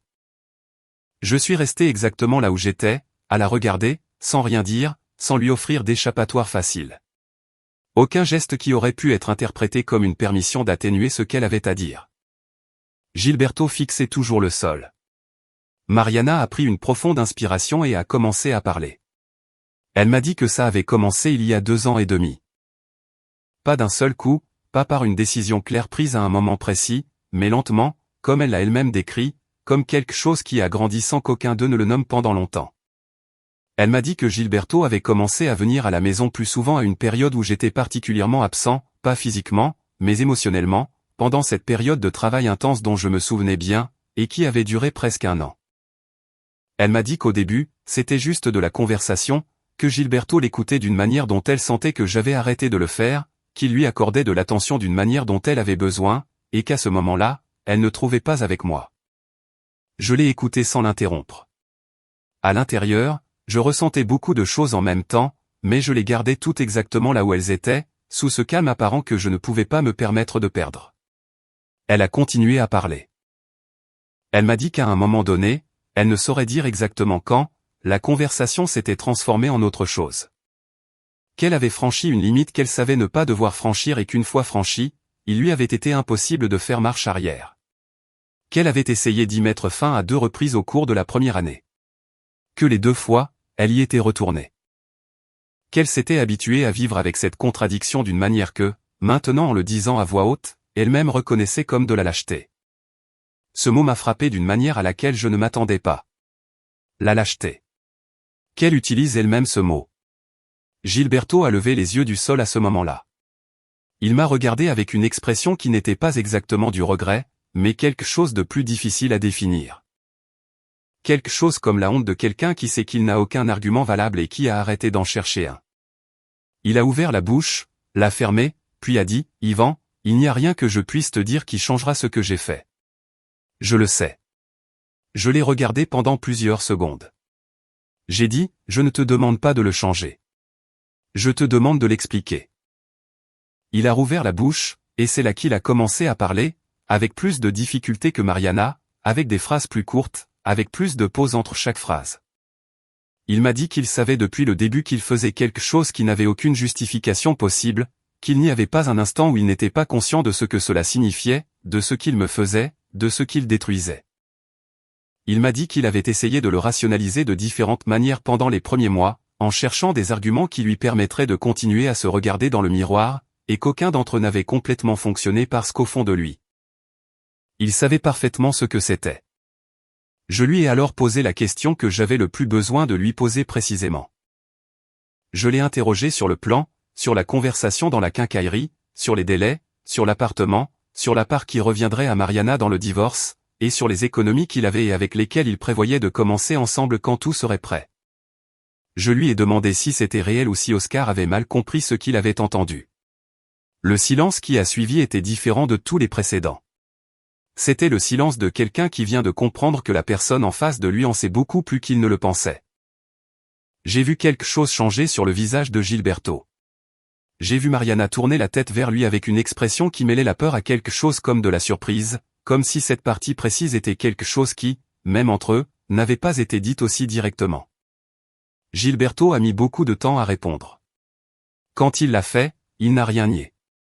Il m'a dit que oui, ils en avaient parlé, qu'ils avaient parlé d'un avenir, de ce à quoi il ressemblerait, des aspects pratiques de ce qui viendrait après que tout serait découvert. Il m'a dit qu'il n'appellerait pas ça un plan au sens froid et calculé du terme. Que pour lui, c'était simplement penser à ce qu'il voulait et comment le construire. Mais quand je lui ai demandé directement s'il était conscient qu'une partie de cette construction dépendait de ce que je perdais dans le processus, il n'a pas répondu immédiatement. Et ce silence était sa réponse. Mariana a alors parlé avec une voix différente, plus tendue. Elle m'a dit que les choses entre nous ne fonctionnaient plus depuis des années. Qu'elle sentait que notre mariage était devenu une routine vide, une cohabitation sans véritable connexion. Qu'elle avait essayé. Qu'elle me l'avait dit de différentes manières au fil des ans. Qu'elle avait essayé de me le faire voir. Et qu'à un certain moment, elle avait arrêté d'essayer parce qu'elle sentait que je n'étais pas disponible pour l'écouter. Je l'ai laissé finir. Puis j'ai dit avec le même calme que toujours, Mariana, si c'était vrai, tu avais des options. Tu aurais pu me demander d'aller en thérapie. Tu aurais pu me dire que tu voulais te séparer. Tu aurais pu me regarder dans les yeux à n'importe quel moment au cours de ces 2 ans et demi et me dire la vérité. Tu avais toutes ces options, et tu as choisi celle-ci. Elle n'a pas répondu, car il n'y avait pas de réponse, parce que ce que je venais de dire était parfaitement exact et nous le savions tous les trois. Il y a eu un moment vers le milieu de cette conversation où j'ai senti quelque chose se desserrer en moi. Pas dans le sens d'un affaiblissement, mais dans le sens d'un relâchement. Comme lorsque l'on porte quelque chose de très lourd pendant longtemps et qu'enfin on le pose par terre, non pas parce qu'il a disparu, mais parce qu'on n'a plus besoin de continuer à le porter dans ses bras. Entendre la vérité de leur bouche, même si ça faisait mal, même si ça confirmait tout le pire, m'a apporté une étrange sorte de soulagement, de conclusion, d'une réalité qui ne pouvait plus être ignorée par personne dans cette pièce. J'ai demandé à Mariana si elle voulait divorcer. Elle m'a regardé pendant une longue seconde, puis a dit oui. Elle ne l'a pas dit cruellement. Elle l'a dit avec cette honnêteté tardive de quelqu'un qui a finalement cessé de faire semblant et qui, au fond, sait que ce moment d'honnêteté arrive trop tard pour changer quoi que ce soit. Mais qui a au moins le mérite d'être réel. J'ai hoché la tête. Je lui ai dit d'accord, que j'avais déjà un avocat, que le processus serait ordonné et légal, et que la seule chose qui m'importait dans tout ce processus, au-dessus de toute autre considération, c'était mes enfants. Que si elle était aussi capable de faire passer Julien et Daniela avant tout le reste, nous pourrions résoudre cela sans en faire une guerre. Mais si, à un moment donné, je sentais que mes enfants ou mes droits étaient affectés d'une manière que je ne jugeais pas juste, je ne resterais pas les bras croisés. Je l'ai dit sans élever la voix, sans aucun geste dramatique. Je l'ai simplement dit pour ce que c'était, une information claire transmise directement entre adultes qui n'avaient plus rien à gagner à se mentir. Puis je me suis tourné vers Gilberto. Je l'ai regardé pendant un moment qui m'a semblé plus long qu'il ne l'était probablement, et j'ai dit, 20 ans. Je t'ai donné 20 ans de véritable amitié, de confiance totale, de loyauté inconditionnelle, et tu as utilisé cela comme un accès, comme une clé qui ouvrait la porte de ma maison et de ma vie pendant que je ne regardais pas. Je ne vais pas t'insulter. Je ne vais pas te menacer. Je veux juste que tu saches que ce que tu as fait n'a pas de nom. Je veux le dire à voix haute, à partir d'aujourd'hui, tu n'existes plus pour moi. Gilberto n'a rien dit. Il a baissé les yeux et je me suis levé du fauteuil. J'ai marché vers l'entrée, j'ai ouvert la porte et je l'ai tenue ouverte sans dire un mot de plus. Gilberto s'est levé lentement, a marché vers la porte sans me regarder, et passé à moins d'un demi-mètre de moi à cette même distance que nous avions franchie tant de fois pour nous donner une accolade chaleureuse et est sorti dans le couloir sans se retourner. J'ai fermé la porte. Je suis resté à l'entrée pendant un moment, la main encore sur la poignée, sentant le poids de ce qui venait de se passer s'installer définitivement dans chaque partie de mon corps. Ce n'était pas exactement du soulagement. Ce n'était pas une victoire. C'était simplement le sentiment concret, physique et indéniable que quelque chose était terminé. Que cette version de ma vie, avec tous ces mensonges intégrés, avait pris fin dans cette pièce. Cet après-midi-là, devant nous trois, je me suis tourné vers Mariana. Elle était toujours assise sur le canapé, les yeux brillants et les mains immobiles sur ses genoux. J'ai dit, ce soir, je dors ici. Demain, nous commencerons à parler des détails avec les avocats. Et ce soir, quand les enfants rentreront, nous irons bien tous les deux devant eux. Tous les deux. Elle a hoché la tête et je suis allé dans le bureau, j'ai fermé la porte et je me suis assis dans l'obscurité pendant un long moment. Je ne pensais à rien de particulier, je laissais juste le silence faire ce que font les silences quand on a enfin dit tout ce qu'on avait à dire. Les jours qui ont suivi cette conversation ont été différents de tout ce que j'avais vécu auparavant. Pas plus facile, pas plus léger, mais différent d'une manière importante, car il n'y avait plus rien à cacher, rien à faire semblant, rien à maintenir à bout de bras pour que ça ne s'effondre pas. Le mensonge avait occupé un espace immense dans cette maison pendant 2 ans et demi. Un espace que je n'avais pas perçu parce que je ne savais pas qu'il était là. Et maintenant qu'il n'y était plus, l'air était différent. Plus lourd parfois, oui, mais aussi plus honnête. Et l'honnêteté, même si elle fait mal, est toujours plus légère que le mensonge à long terme. Mariana et moi avons eu une deuxième conversation 2 jours après celle de jeudi. Cette fois sans Gilberto, juste nous deux, assis dans la cuisine avec un café froid entre nous, et cette lumière matinale qui fait que tout semble plus réel qu'on ne le voudrait. Je lui ai dit que j'allais engager formellement Moreau pour gérer la procédure de divorce de mon côté, et qu'il valait mieux pour nous deux qu'elle prenne elle aussi son propre avocat dès que possible. Elle a hoché la tête. Elle m'a dit qu'elle y avait déjà pensé, qu'elle avait quelqu'un en tête. Je lui ai demandé si elle comptait rester avec Gilberto. Il y a eu un silence. Elle a dit qu'elle ne savait pas encore, qu'après la conversation de jeudi, quelque chose avait changé en elle aussi. Que de le voir franchir cette porte sans dire un seul mot, sans la défendre, sans rester pour faire face à quoi que ce soit, lui avait montré quelque chose sur lui qu'elle n'avait pas voulu voir pendant tout ce temps. Que peut-être qu'elle avait projeté une version de lui qui n'était pas tout à fait réelle. Qu'elle avait besoin de temps pour comprendre beaucoup de choses.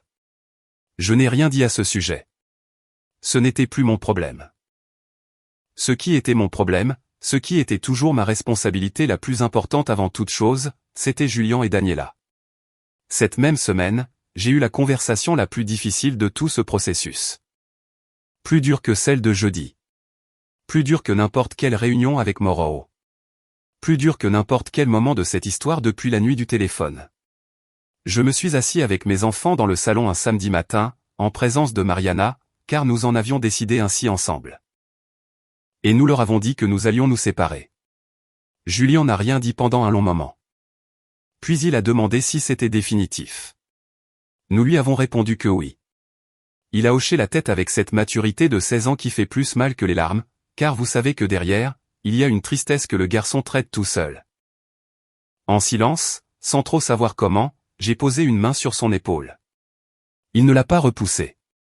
Daniela a pleuré. Elle a pleuré de cette manière directe et sans filtre qu'ont les enfants de 12 ans, sans essayer de la contrôler ou de la cacher, avec cette honnêteté émotionnelle que nous, adultes, perdons quelque part en cours de route. Et qui, à ce moment-là, m'a semblé être la chose la plus précieuse et la plus douloureuse au monde en même temps. Je l'ai serrée dans mes bras pendant un long moment. Elle m'a dit qu'elle ne voulait pas qu'on se sépare. Je lui ai dit que je comprenais, que j'étais désolé, que nous allions tous les deux bien aller, que sa mère et moi serions toujours ses parents, et que ça ne changerait jamais, peu importe ce qui se passerait entre nous. Je ne lui ai menti sur rien, mais je ne lui ai pas tout dit non plus. Il y a des vérités que les enfants ont besoin de connaître et des vérités qu'il ne leur appartient pas de porter. Cette ligne est l'une des plus difficiles à trouver lorsque vous êtes au milieu de votre propre douleur. Mais je l'ai trouvée, ou du moins j'ai essayé de toutes mes forces. Ce qui s'est passé ensuite avec Oscar a été quelque chose à quoi je ne m'attendais pas. Il m'a appelé 3 jours après la conversation de jeudi. Il ne savait pas ce qui s'était passé ce jour-là. Je ne lui en avais pas encore parlé, mais quelque chose dans sa voix quand j'ai décroché m'a dit qu'il avait quelque chose à me dire. Je lui ai demandé comment il allait. Il a dit qu'il allait bien. Et qu'il voulait me dire quelque chose, qu'il hésitait à me le dire depuis un moment. Je lui ai dit de parler. Il m'a dit que ce qu'il m'avait raconté sur la conversation dans la quincaillerie n'était pas tout. Qu'il y avait une partie qu'il avait gardée pour lui parce qu'il ne savait pas si c'était pertinent ou si ça allait juste me blesser inutilement, mais qu'après y avoir beaucoup réfléchi, il avait décidé que j'avais le droit de tout savoir. Il m'a dit que, lors de cette même conversation que Gilberto avait eue au téléphone dans la quincaillerie, vers la fin, il avait entendu autre chose. Gilberto avait dit que le moment idéal pour demander le divorce était après que je sois parti pour mon prochain long voyage d'affaires, qu'il y en avait un de prévu pour la fin du mois. Et que si Mariana prenait l'initiative la première, depuis une position d'abandon émotionnel du domicile par le mari, la situation juridique pourrait lui être plus favorable en termes de partage des biens. Je suis resté silencieux, en assimilant ça. Abandon émotionnel du domicile. C'était l'angle qu'ils prévoyaient d'utiliser. C'était le récit qu'ils avaient construit. J'étais le mari absent, celui qui voyageait trop, celui qui n'était pas disponible émotionnellement, celui qui avait créé un vide que Mariana avait comblé de la seule manière possible. Un récit qui contenait suffisamment d'éléments réels mêlés à suffisamment de distorsions pour être dangereux entre les mains d'un avocat habile. J'ai appelé Moreau l'après-midi même. Je lui ai dit ce qu'Oscar venait de me dire. Moreau a écouté en silence. Quand j'ai fini, il a dit « Bien. Cela confirme que nous devons agir les premiers. Avez-vous tous les documents que je vous ai demandés ?» J'ai répondu « Oui. » Alors nous déposons le dossier cette semaine. Nous ne lui laissons pas le temps de l'initier la première. La semaine suivante, Moreau a officiellement déposé la demande de divorce en mon nom. Quand Mariana a reçu la notification, elle m'a appelé au téléphone, non pas avec colère, mais avec cette voix plate de quelqu'un qui vient de comprendre que le plateau de jeu a changé sans qu'il ne le voie venir. Elle m'a demandé pourquoi je l'avais fait si vite.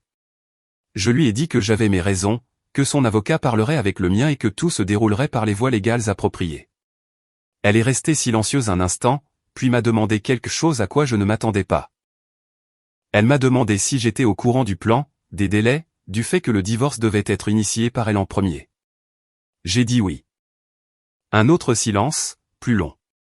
Depuis quand, a-t-elle demandé. Depuis avant la conversation de jeudi, ai-je répondu. Je l'ai entendu respirer à l'autre bout du fil. Une longue et lente inspiration de quelqu'un qui vient de réorganiser mentalement toute une situation sous un angle complètement nouveau. Et puis elle a dit quelque chose qui m'a surpris. Elle a dit, « Je suis désolé, Yvan, pas pour le divorce. Je suis désolé pour tout, la façon dont ça s'est passé, ce qu'on t'a fait. » Je n'ai pas répondu immédiatement car ces mots méritaient un moment de réflexion avant d'y répondre. Non pas parce qu'ils changeaient quoi que ce soit de fondamental, car ce n'était plus le cas, mais parce qu'ils étaient sincères. Et au milieu de tout ce qui s'était passé, au milieu de tous les mensonges, calculs et plans construits en silence, un moment de véritable honnêteté avait un poids spécifique que je ne voulais pas ignorer. J'ai dit, je sais. Et j'ai raccroché.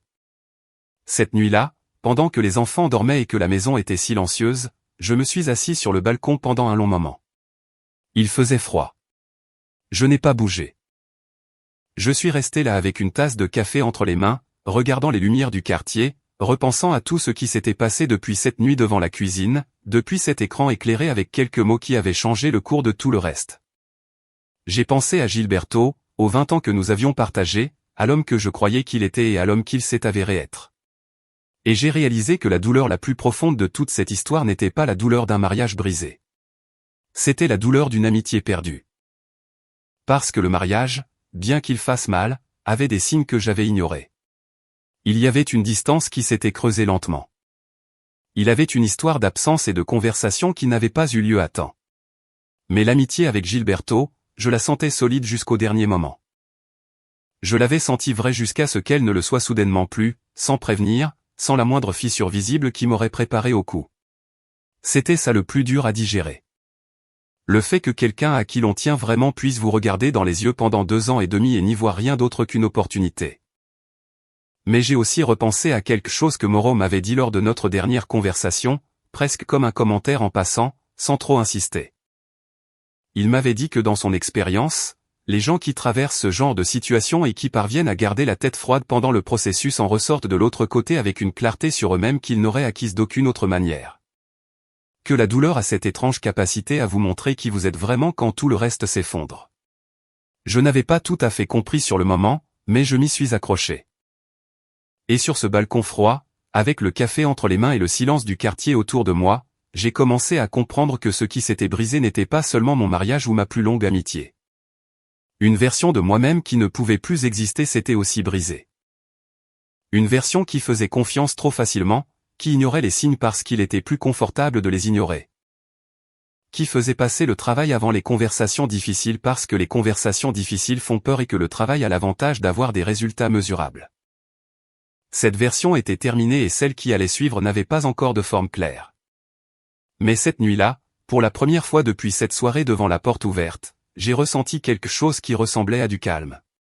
Pas le calme froid et calculé des jours précédents, mais un calme différent, plus doux, plus honnête. Le calme de quelqu'un qui a beaucoup perdu, mais qui sait exactement où il se tient et que le sol sous ses pieds, bien que différent d'avant, est réel et ferme. Et cela, à ce moment-là, était suffisant. Le divorce a pris 7 mois pour être complètement finalisé. 7 mois de réunions avec des avocats, de documents signés, de conversations pratiques sur qui obtenait quoi et comment le temps avec les enfants était organisé.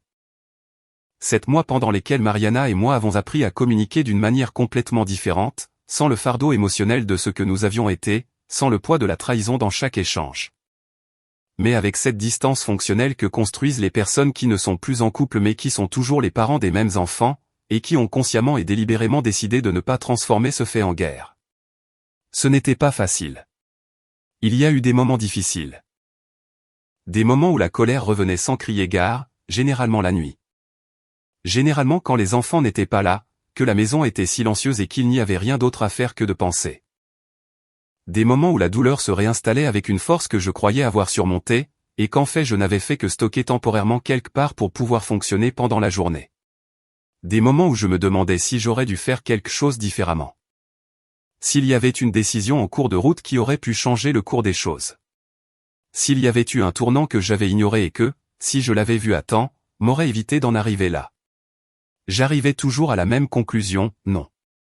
Non pas parce que j'étais parfait. Je ne l'étais pas. J'avais été un mari imparfait à bien des égards, absent plus souvent que je n'aurais dû l'être, peu enclin aux conversations émotionnelles dont Mariana avait besoin et que je ne savais pas comment avoir. C'était vrai, et je le reconnaissais sans difficulté. Mais l'imperfection d'un mariage ne justifie pas la trahison. Elle ne justifie pas une tromperie continue pendant 2 ans et demi. Elle ne justifie pas un plan construit en silence pour prendre ce qui appartient à l'autre en profitant de la confiance qu'il a en vous. Il y a une énorme différence entre un mariage qui ne marche pas et une trahison calculée.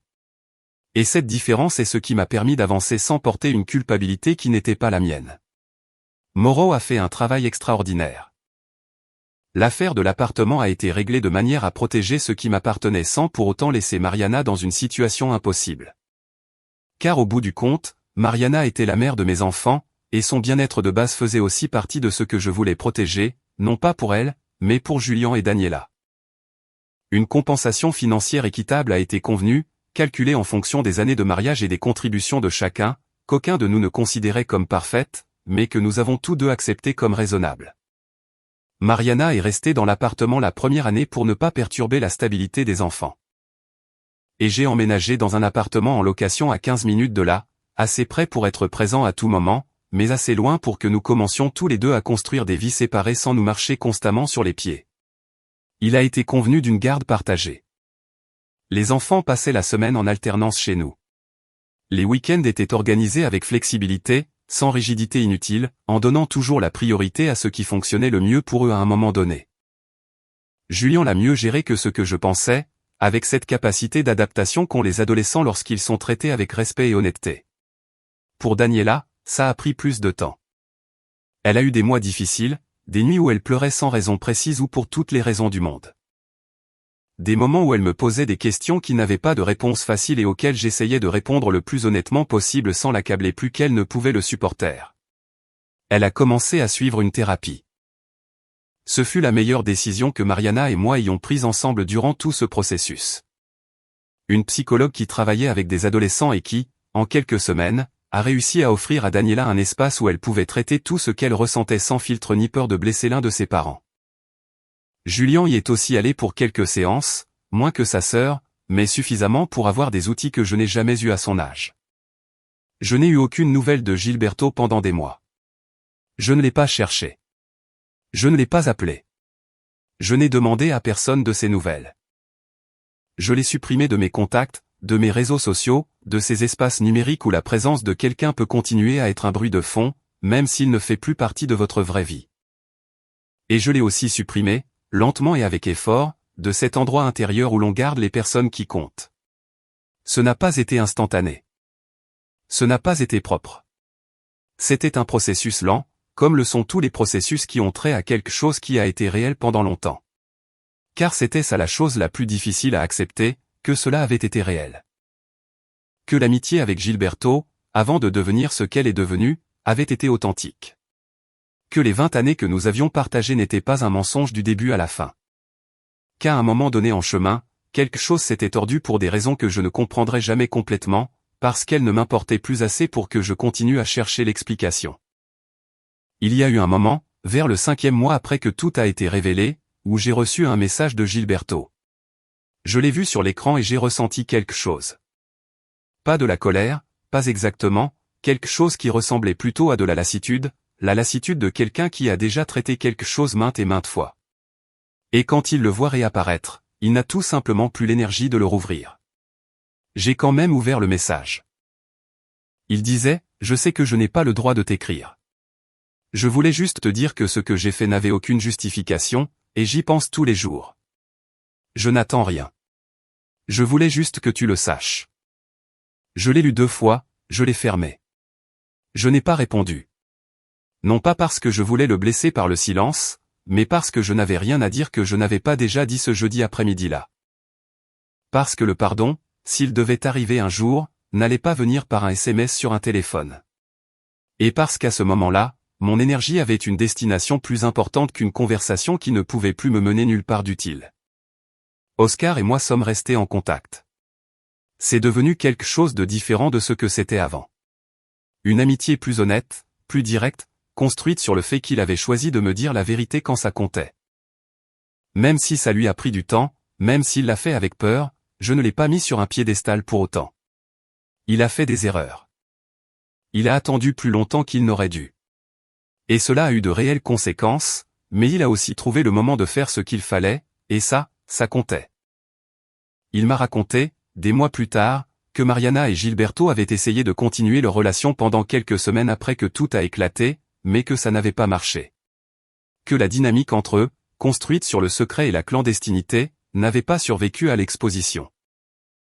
Que ce qui semblait être une grande passion vue de loin à travers le prisme du mensonge s'est avéré être quelque chose de beaucoup plus fragile lorsqu'il a fallu exister à la lumière du jour. Je ne m'en suis pas réjoui. Ou peut-être que je m'en suis réjoui l'espace d'un instant, et puis j'ai arrêté, car faire de la place à cette joie me semblait être une façon de rester lié à quelque chose dont je devais m'éloigner. Ce que j'ai ressenti, c'est la confirmation de quelque chose que je soupçonnais déjà, ce qui a détruit mon mariage n'était pas une grande histoire d'amour. C'était une combinaison de mon absence émotionnelle, de la faiblesse de Mariana face à cette absence, et de l'opportunité que Gilberto a choisi de saisir parce que c'était ce qu'il était. Parce que c'était ce qu'il avait décidé d'être, peu importe ce que j'avais fait ou pas fait dans mon mariage. Cela m'a libéré d'une manière inattendue, car comprendre que vous n'étiez pas le centre de l'histoire de votre propre trahison blesse d'une manière spécifique, mais cela vous rend aussi quelque chose. Cela vous rend de la perspective. Cela vous rend la taille réelle des choses et vous permet de commencer à regarder vers l'avant sans porter la question constante de ce qui se serait passé si j'avais été différent. Aujourd'hui, 10 mois se sont écoulés depuis cette nuit devant la porte ouverte. Je vis dans cet appartement loué à 15 minutes de mes enfants. Il est plus petit que l'appartement où j'ai vécu pendant 14 ans. Il y a moins de lumière le matin. Les premiers jours, il paraissait étrange et vide d'une manière difficile à décrire. Mais avec le temps, je l'ai rempli, non pas de choses, mais de nouvelles habitudes. De matins qui commencent d'une autre manière, de soirées qui sont entièrement à moi, sans le poids d'un mensonge flottant dans l'air, même si je ne savais pas qu'il était là. J'ai commencé à courir le matin, chose que je n'avais jamais faite de ma vie et que j'ai découverte presque par accident. Un matin où j'étais sorti me promener, à un moment donné du trajet, je me suis mis à courir sans l'avoir prévu. Maintenant, je cours 4 fois par semaine tôt le matin, quand le quartier est encore calme et que l'air a cette fraîcheur des heures où le monde n'a pas encore commencé à bouger. C'est le moment de la journée où je pense le plus clairement, où les choses ont la bonne taille. Où il m'est le plus facile de séparer ce qui compte de ce qui fait simplement du bruit. Les jeudis soirs, Julian et Daniela dînent avec moi. C'est notre soirée sacrée. Celle que nous protégeons tous les trois par-dessus tout. Nous cuisinons ensemble, une chose que nous n'avions jamais faite auparavant de cette façon. Et pendant que nous cuisinons, nous parlons de tout, de leurs amis, de leurs cours, des films qu'ils ont vus, des questions qu'ils se posent sur le monde et qui n'ont parfois pas de réponse facile. Julian a commencé à parler davantage. Daniela a arrêté de pleurer sans raison apparente. Ils traversent encore tous les deux des moments difficiles, car la vie d'enfant de parents séparés comporte des moments difficiles qui ne disparaissent pas, quels que soient vos efforts. Mais ils vont bien. Ils grandissent. Ils construisent leur propre façon de comprendre ce qui s'est passé et d'aller de l'avant avec ça. Et j'apprends à faire de même. Je ne suis plus le même homme qu'avant cette nuit-là. Je suis quelqu'un qui a appris à voir les signes, qui a appris que la confiance aveugle, bien que belle en théorie, a besoin d'avoir des yeux. Qui a appris qu'être présent, ce n'est pas la même chose qu'être physiquement dans la même pièce. Que la vraie présence exige de l'attention. De la conversation, une volonté d'écouter les choses difficiles avant qu'elles ne deviennent irréversibles. Qui a appris que la douleur, quand on la traverse en gardant la tête sur les épaules, ne détruit pas, mais construit quelque chose de différent, quelque chose de plus solide, quelque chose de plus honnête. Je ne garde pas de rancune. Ou du moins j'essaie de ne pas en garder. Et dans mes bons jours, j'y parviens, car garder de la rancune est une façon de rester lié à quelque chose qui est déjà terminé. Et je ne veux rester lié à rien de ce qui s'est passé. Je veux continuer à courir le matin. Je veux continuer à cuisiner le jeudi avec mes enfants. Je veux continuer à aménager ce petit appartement peu éclairé pour en faire quelque chose qui ressemble de plus en plus à un foyer. Je veux aller de l'avant. Et ça, après tout ce qui s'est passé, ce n'est pas rien. C'est amplement suffisant.